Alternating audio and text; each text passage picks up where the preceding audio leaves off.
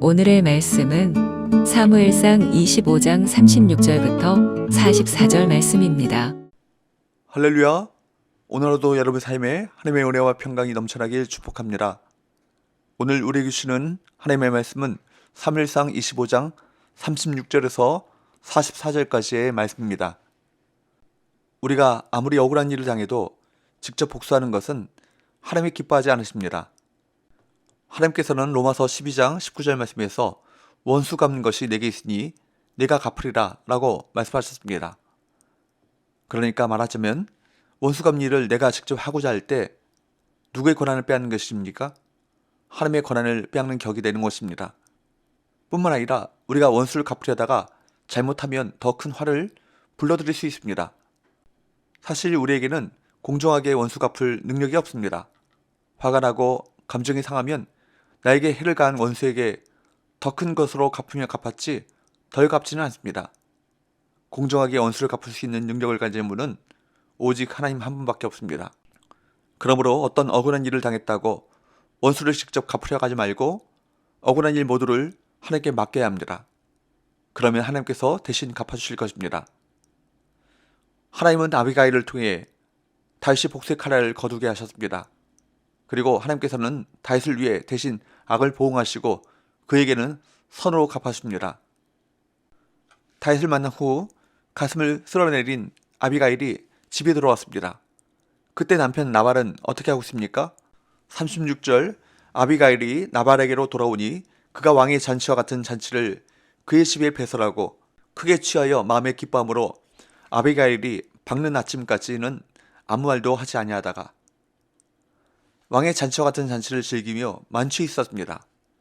그는 광야에서 자기 목자들과 양떼를 지켜준 다윗 무리에게는 양식을 조금도 나눠주지 않으면서 자신은 왕이나 다름없는 향락을 누리고 있었던 것입니다.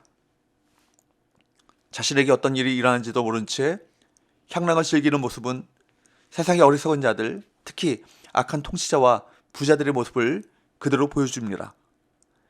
이 상황만 보면 의를 저버리고 악을 행한 나발이 오히려 형통한 것처럼 보입니다. 그러나 하나님께서 그 모든 행위를 지켜보고 계신다는 사실을 우리가 기억한다면 이 모습이 결코 좋아 보이지 않을 것입니다. 37절 아침에 나발이 포도주에 깬 후에 그의 아내가 그에게 이 일을 말하며 그가 낙담하여 몸이 돌과 같이 되었더니 지혜로운 여인이었던 아비가일은 나발이 깨기를 기다렸다가 그동안 일어난 일을 말했는데 아비가일의 말을 들은 나발은 그만 몸이 돌처럼 굳고 말았습니다. 38절 한 열흘 후에 여호와께서 나발을 치심에 그가 죽으니라. 결국 나발은 열흘 만에 죽었습니다. 그의 죽음에 하나님께서 직접 개입하신 것입니다. 하나님께서 이렇게 나발을 치신 심판하신 이유는 그가 다윗을 멸시하고 조롱했기 때문입니다. 지금도 마치 왕의 잔치를 벌이듯이 살아가는 악인들이 참 많이 있습니다. 하나님은 오래 참으신 분이시지만 악인에게는 언제까지나 참지 않으십니다. 결국 그들에게 합당한 방법으로 반드시 보응하십니다. 다윗은 나발이 죽었다는 소식을 듣고 자신이 당한 모욕을 하나님께서 보복해 주셨다고 찬양합니다. 39절 나발이 죽었다함을 다윗이 듣고 이르되 나발에게 당한 나의 모욕을 갚아주사 종으로 악한 일을 하지 않게 하신 여호와를 찬송할지로다. 여호와께서 나발의 악행을 그의 머리에 돌리셨도다 하니라.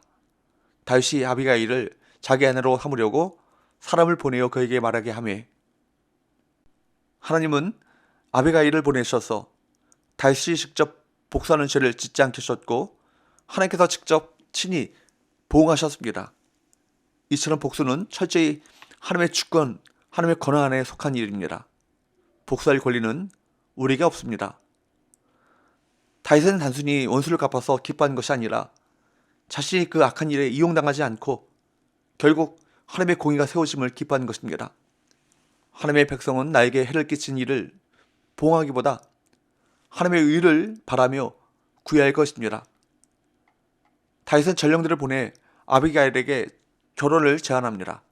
40절 41절 다윗의 전령들이 갈멜에 가서 아비가일에게 이르러 그에게 말하여 이르되 다윗이 당신을 아내로 삼고자 하여 우리를 당신께 보내더이다 하니 아비가일이 일어나 몸을 굽혀 얼굴을 땅에 대고 이르되 내 주의 여종은 내 주의 전령들의 발 씻길 종이니이다 하고, 아비가일은 다시 보낸 전령들 앞에서 몸을 굽혀 얼굴을 땅에 대면서 예를 갖추었습니다. 아비가일은 이렇듯 모든 상황에 모든 사람에게 겸손한 태도를 보였습니다. 다윗은 아비가일로 인해 더욱 겸손하고 지혜로운 길을 걷게 될 것입니다. 그 사람을 알려면 그의 곁에 가까이 있는 사람을 보라 라는 말이 있습니다. 진정 우리 곁에도 아비가일과 같은 지혜롭고 겸손한 사람이 있길 바랍니다. 42절, 아비가일이 급히 일어나서 나귀를 타고 그를 뒤따르는 처녀 5과 함께 다윗의 전령들을 따라가서 다윗의 아내가 되니라. 아비가일은 급히 일어나서 전령들을 따라가 다윗의 아내가 되었습니다. 급히는 즉시 결단했음을 의미합니다. 다윗의 아내가 되면 수많은 시련과 환란을 겪게 될 것이 예측됨에도 즉시 결단한 것입니다. 뒤따르는 처녀 5명은 아비가일이 여전히 사회적 지위와 재산을 가진 귀부인이었음을 의미합니다. 이는 다윗이 왕으로서 기반을 잡는데 큰 도움이 되었을 것입니다. 그러므로 아비가일은 다윗의 아내를 넘어 다윗이 이스라엘의 왕으로 세워지는 과정을 돕는 동역자, 선물이 된 것입니다. 하나님은 다윗이 나발에게 받은 수모와 모욕을 아비가일이라고 하는 선으로 갚아주셨습니다. 이는 앞으로 다윗의 여정에 큰 교훈이 되었을 것입니다. 여전히 사울이라고 하는 큰 원수가 있지만 하나님께서 보응하실 것이라는 그 사실을 믿는 담대함이 생겼을 것입니다.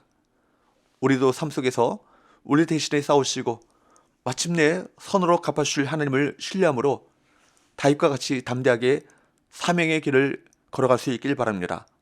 기도합시다. 하나님 아버지, 내 마음의 분노와 복수심의 감정을 성령께서 다스려 주옵시고 공의 하나님을 신뢰함으로 사명의 길에만 집중하게 하여 주옵소서. 예수님의 거룩하신 이름으로 기도하옵나이다. 아멘.